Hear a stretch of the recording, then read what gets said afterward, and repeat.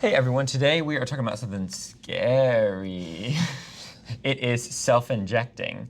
So there's this trend that Liz has sent me on TikTok. I don't know that I would call it a trend, really. It's just something this one girl's doing. Anyway, so people have been sourcing their injectables. We're talking about Dysport, Botox, mainly filler though, from some websites online.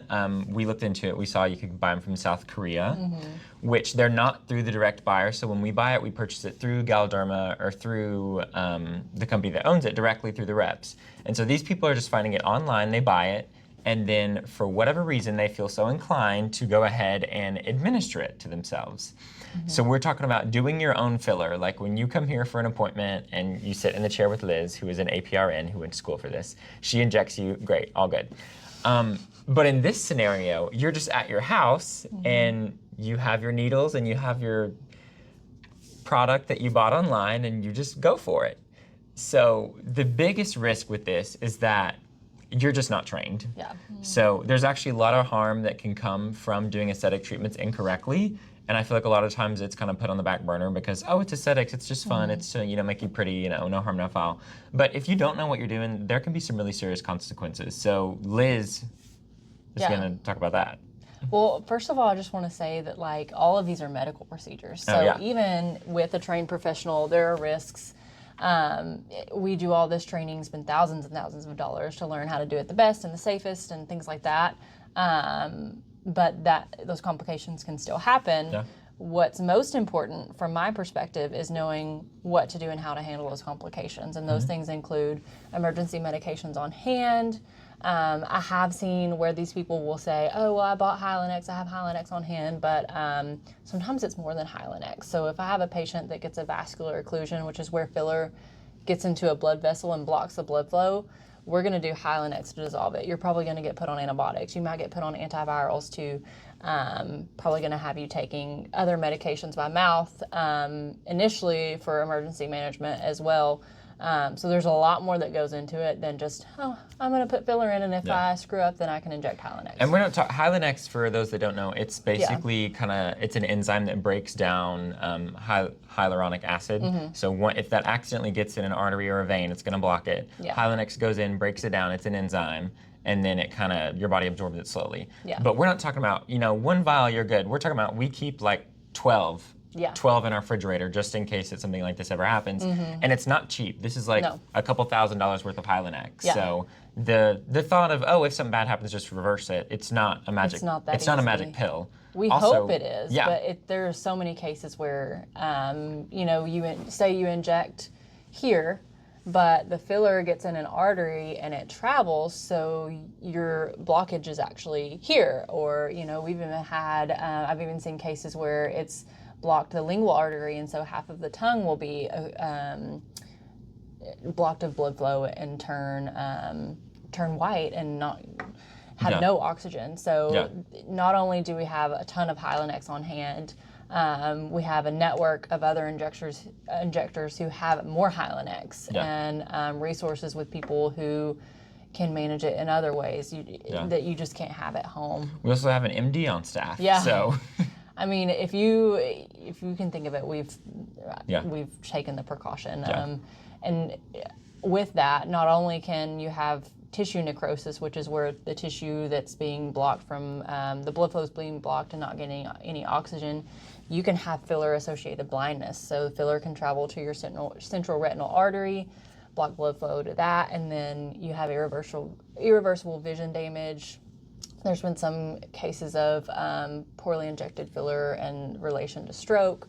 It's not worth it. If you can't afford to come to an injector, just save your money. Just don't do it at home. That's not even mentioning the fact that, like you said, these are unknowingly sourced medications. Like they may say they're from Galderma or whatever. I mean, best case, you get a real product, you self-inject, and everything's fine. And that happens probably, I mean, obviously this is happening because people are still doing it, but... But I mean, sometimes in Russian roulette, you win. So not a very good idea. But also, as an injector, yes, I will do my own Botox, and I talk to my patients about this some too. it's pretty easy for me to do my own Botox. It kind of sucks to do it, but I can. Yeah. But filler, I will not do my own filler. And that's because even though I'm trained to do it to somebody else. And so you cannot get the angles and have the steady hand and feel the things you need to feel on yourself. You just can't. And you're looking in a mirror to do it. I would not do it. And I have went to, I am by far not the most trained on this planet, but I've went to a lot of trainings. I've spent a lot of time. I've dedicated so much of my free time to learning as well as my professional time, and I'm not doing that to myself, so that's a pretty good indicator that you shouldn't do it to yourself with products you ordered online, sitting in your bedroom in front of the mirror with no resources. Yeah. So just don't do it, please. Yeah. So to also address the people that are doing it, well, it's cheaper to do it at home, it's cheaper to do it yourself.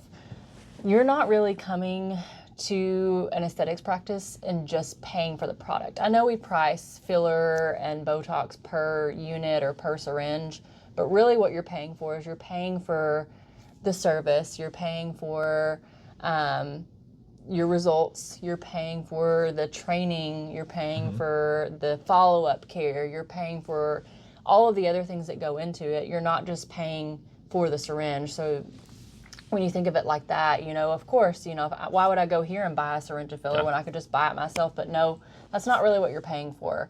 You have to look at it in a different way of it's not always about product. It's more about who's putting it in you. And this is your face. Yeah. This is your face. Yeah. This is what I don't understand. You cannot just do the cheapest thing when it could permanently affect you and your... I mean, vascular occlusions, are like horrific to look at. Yeah. Like, Google it, please. Your skin literally turns black and falls off. Yeah. Like, it's not fun. There was even a case of an injector who she injected herself, which again, I don't even recommend that injectors inject themselves with filler, in her temple. She literally had a vascular occlusion. They were not able to reverse it. And she lost all of her hair right here. Like, her skin was necrotic. Bad. Like, months and months and months of recovery. So it's just, don't do it. Please. Yeah, you may save some money, but one time you may not. Yeah. And suddenly you're going to have thousands of dollars in medical bills. Yeah. Also, you'll be scarred. Yeah. Emotionally and physically. Yeah. Yes. So please just don't. We care about patient safety, number one. And I'm not saying this because we want you to come here and spend your money. Yeah. It's really about safety. I would not do something that made me money that jeopardized your safety. And so you should not do something to save your own money that would jeopardize your safety. So just don't. There's a lot of things you can do at home and are fine. Facial's great, thread your own eyebrows, great. We don't care. Yeah. But there's some things that just really should be left to the professionals, no matter what advantages you think come with them. Yeah. It's also a good rule of thumb not to buy something online and inject it into your body. Yeah. Unless it's from a reputable dealer. Unless you have a prescription for it, don't inject it into yourself. Yeah. Yeah. And that's just a good rule of thumb. Yeah. Follow us for more life advice. Yeah. Speaking of self-injecting to save money, a better way to save money is actually just our normal financing that we offer through Pine and River. Of course, we have Cherry, which kind of breaks down your payments down into low monthly fees. So that's a much more approved way. Yeah. If you want to save some money, just get a payment plan. Don't self-inject at home. Yeah. It's really, you're not spending that much more. Yeah.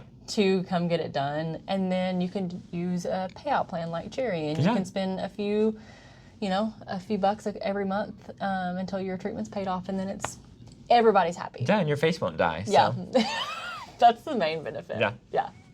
Okay, well, that's it. If you do have any questions about self-injecting or want to know about filler or Hylenex or anything else, let us know. Yeah, anything else we don't recommend, we'd be happy to tell you all about it.